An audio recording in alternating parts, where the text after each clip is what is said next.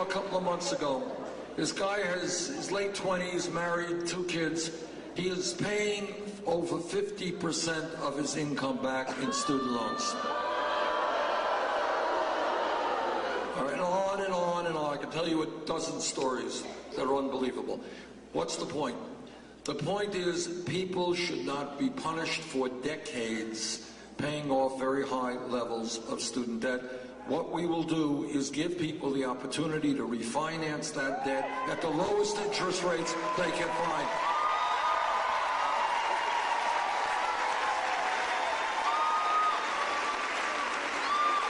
Now, people say, my opponents say, Bernie, you're thinking too big. You're too radical. Bernie, you're Santa Claus. You're throwing out all this free stuff. How are you going to pay for it? Okay, this is how we're going to pay for it. And again, think outside of the box. Think about this. 8 years ago, 2008, 2009, after Wall Street's greed, recklessness, and illegal behavior destroyed this economy, millions of people lost their jobs and their life savings and all that. What did Congress do? They bailed out Wall Street, okay? That was not considered, no, that was the way it is. That's what the big money interest wanted. That's okay, that's what we do.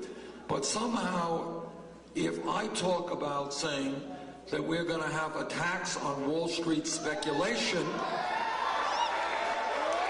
which will bring in more than enough money to make public colleges and universities tuition-free and lower student debt, suddenly that is considered radical. I don't think so.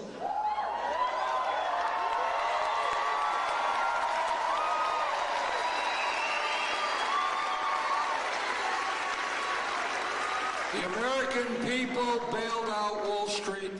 It is Wall Street's time to help the working families of this country.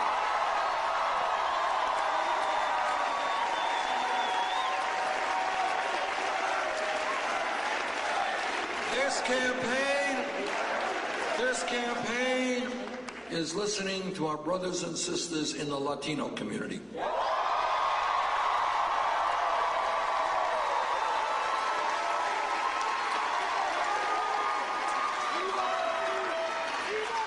There are 11 million undocumented people in this country. And what the Latino community is telling me is they are tired of living in the shadows, tired of living in fear.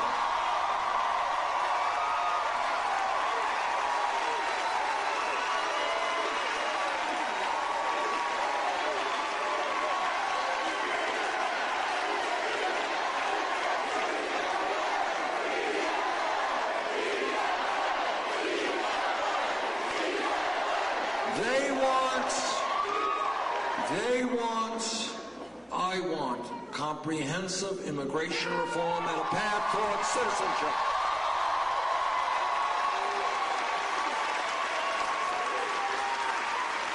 And if Congress will not do its job, I will use all of the executive power in the White House.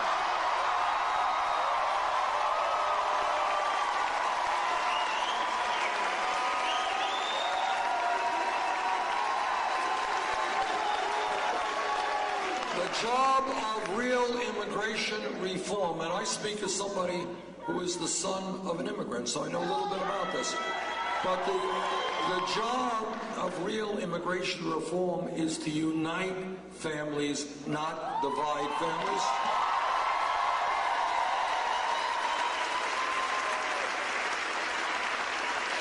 And therefore, we will end the deportations that are now taking place.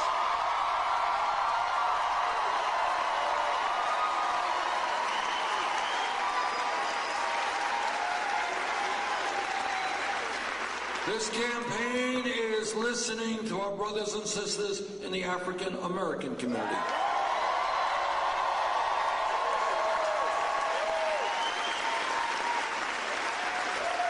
And they are asking, how does it happen that this government has trillions of dollars to spend on a war in Iraq that we never should have gotten into. But somehow we do not have the resources to rebuild devastated minority communities all over this country.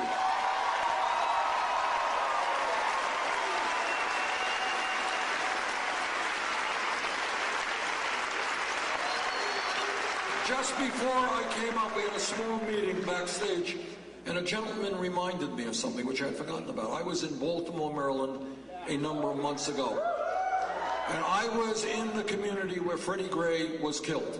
And in that community, and this is true all over this country, you could not find a grocery store. You got that? No grocery store. You could not buy fresh vegetables. All you had is these little stores selling beer and potato chips at very high prices.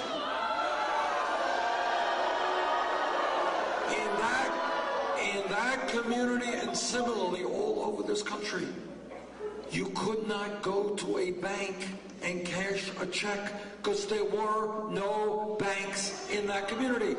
All there were the payday lender crooks. In that community, and again, not just in that community in Baltimore, but all over this country, many of the buildings were boarded up, unemployment off the charts, schools failing, inadequate access to health care. If we can give tax breaks to billionaires and fight a war we should never have fought, we can rebuild inner city America.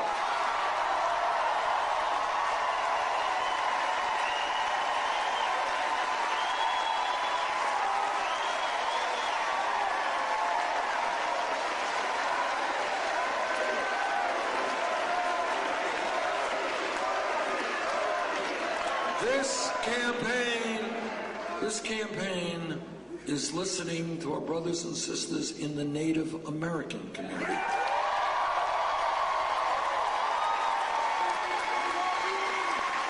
And everybody knows that from even before we became a nation, that the Native Americans, the first Americans, were treated absolutely shamefully. They were lied to, they were cheated, treaties that they signed in good faith were broken, and today, all over this country, you are seeing Native American reservations and communities where the suicide rate of young people is unbelievable, where alcoholism, drug addiction is rampant, schools are inadequate, health care not available. We owe the first Americans more than we can ever pay them back.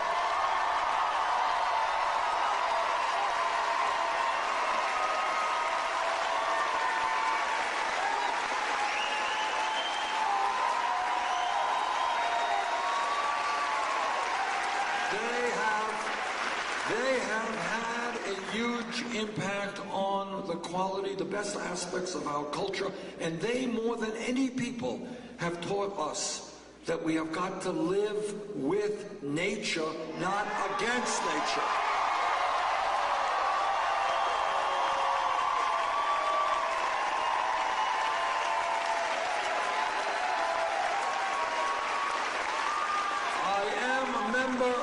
Senate Committee on the Environment. I have talked to scientists all over this country, all over the world. The debate is over. Climate change is real.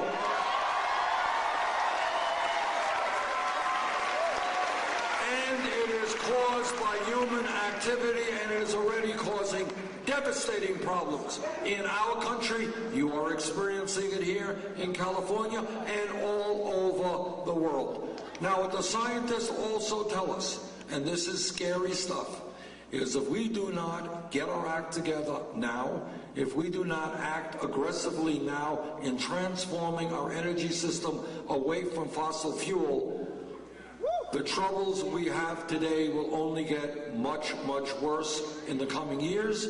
More drought, More floods, more extreme weather disturbances, more acidification of the ocean, more rising sea levels, more international conflict as people fight over limited natural resources. That is where we are. As President of the United States, I will help lead the planetary effort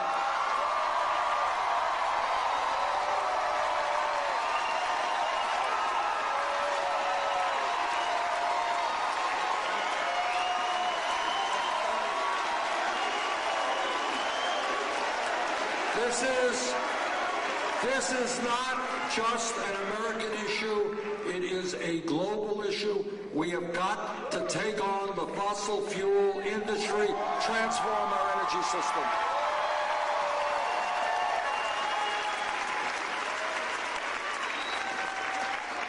This campaign is raising an issue that we don't talk about enough, and that is there is only one major country on earth, just one, that does not guarantee health care to all people as a right. And that country is the United States of America, and together we're going to end that.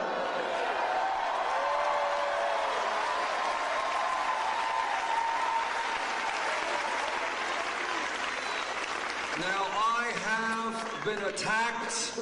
I've been attacked. And by the way, I see all of our great nurses here, and I want to thank them.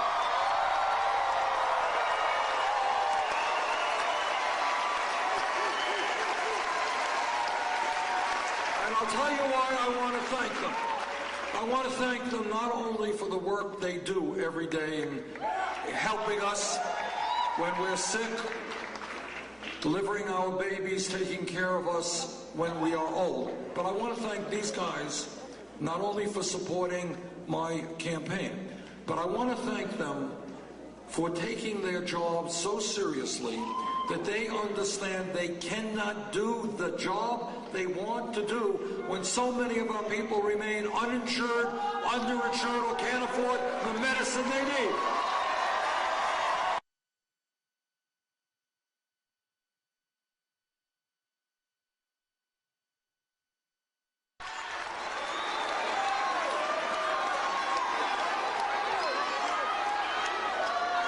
That is why I agree with the nurses that we need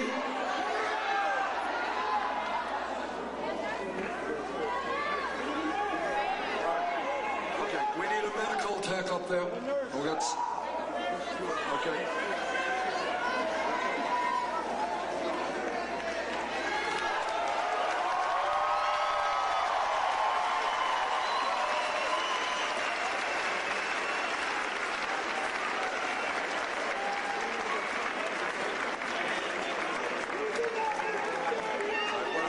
Sometimes when people are standing for a while and get dehydrated, that's what happens.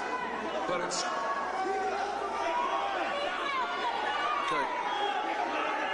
Okay. But what... And, you know, it's, I don't know what... somewhat coincidental here.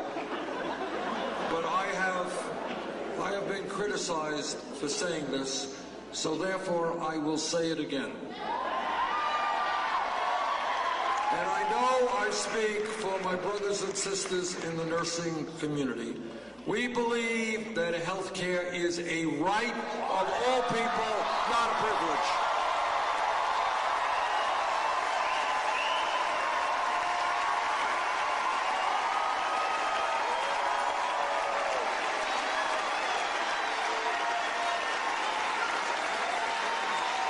The Affordable Care Act has done a number of good things. We've done away with the stupidity of pre-existing conditions. More people have insurance, and we have done away with discrimination against women in terms of what they pay for premiums. But 29 million people still have no health insurance. Many of you are underinsured with high deductibles and copayments. And we are being ripped off every day by the greed of the drug companies.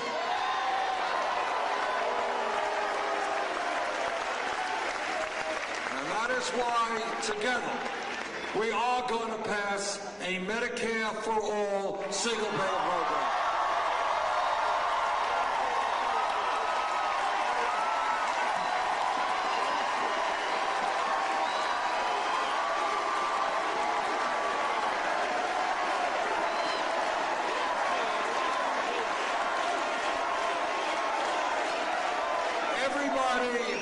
Everybody here knows that real change, I love you too.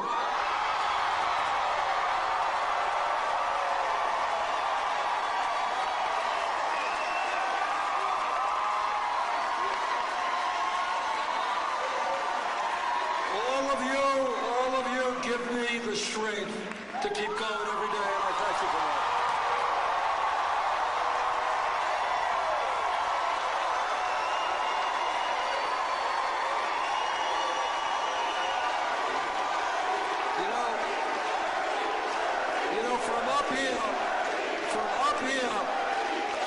From up here, you may not know how beautiful all of you look. You are beautiful.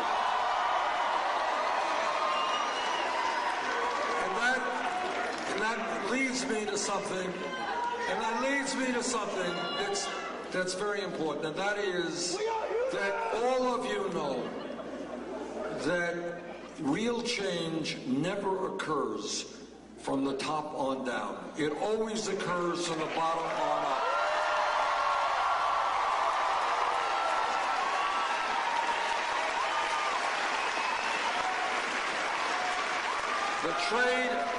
The trade unionists in this room know the history of the trade union movement, of workers coming together to fight for dignity on the job. Nobody gave them the permission to form a union. They fought for it.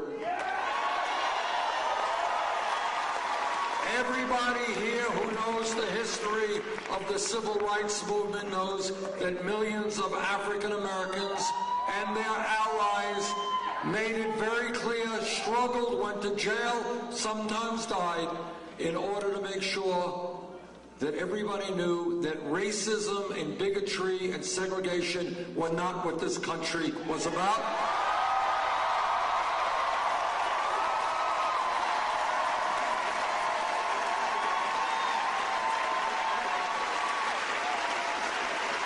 Think about this. Think about this. 100 years ago, no time at all, from an historical perspective, women in America did not have the right to vote, could not get the education they wanted, could not do the jobs they wanted 100 years ago. But what women did, along with their male allies, they stood up, they struggled, they went on hunger strikes, they were arrested, some of them died, to say that in America, women will not be second-class citizens.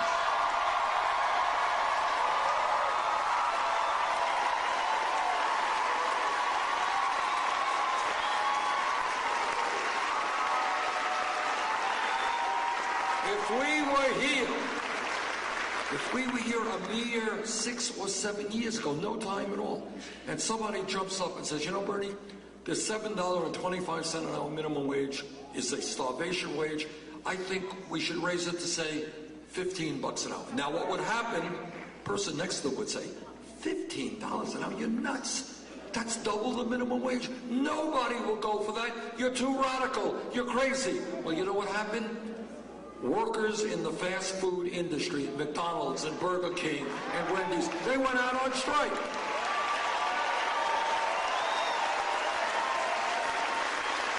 And I had the honor of marching with them in Washington, D.C.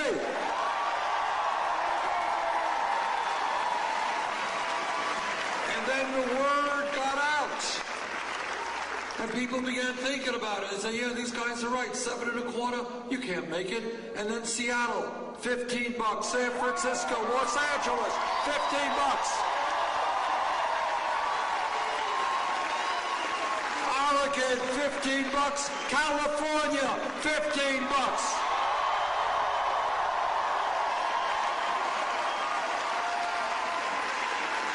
But the point is, what is the point to all of these reflections? It It is that when people stand up and fight back, they change the reality.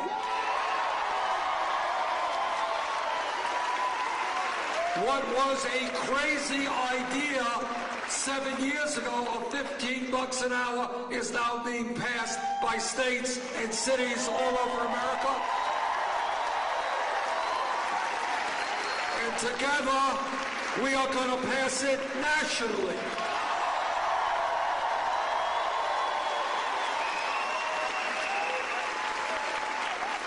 That is what this campaign and the political revolution is about. It is thinking not the way media wants you to think, oh, this choice or that choice. Do we cut education or we cut health care?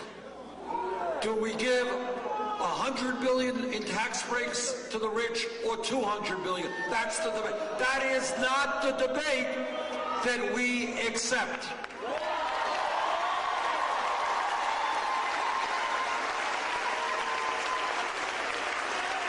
Real change takes place when people look around them and they suddenly say the status quo is wrong. It is wrong to see workers and children exploited, wrong to see minorities exploited, wrong to see women exploited, wrong to see gays exploited.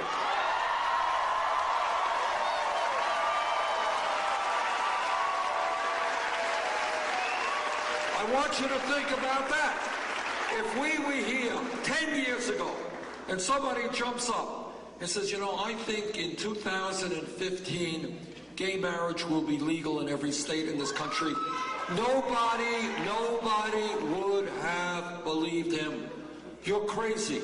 There's too much prejudice. There's too much homophobia in America. Can't happen. It happened because people stood up and fought back.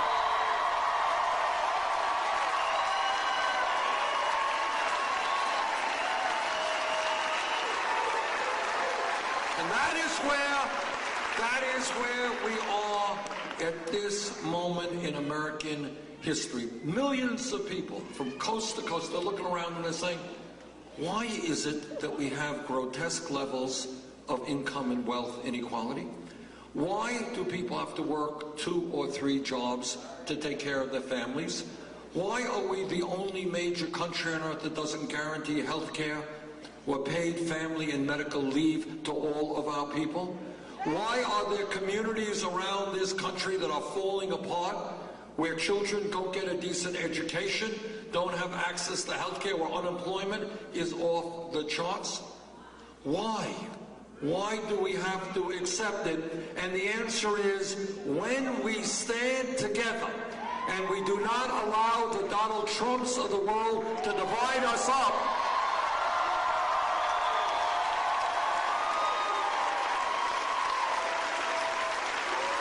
when we stand as black and white and Latino and African American and Native American and Asian American, when we stand as gay and straight and men and women, as people born in this country, people who came to this country,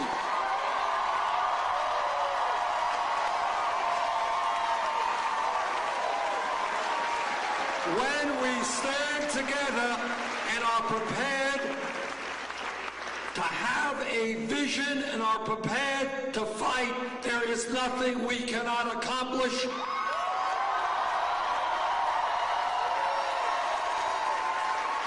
On June 7th, there is going to be an enormously important primary here in California. If there is a large voter turnout, we will win the California primary.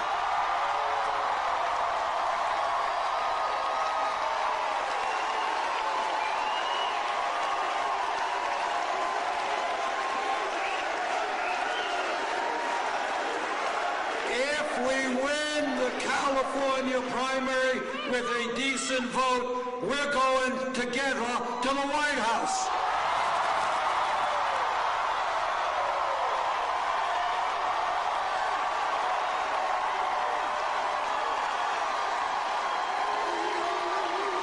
Thank you all.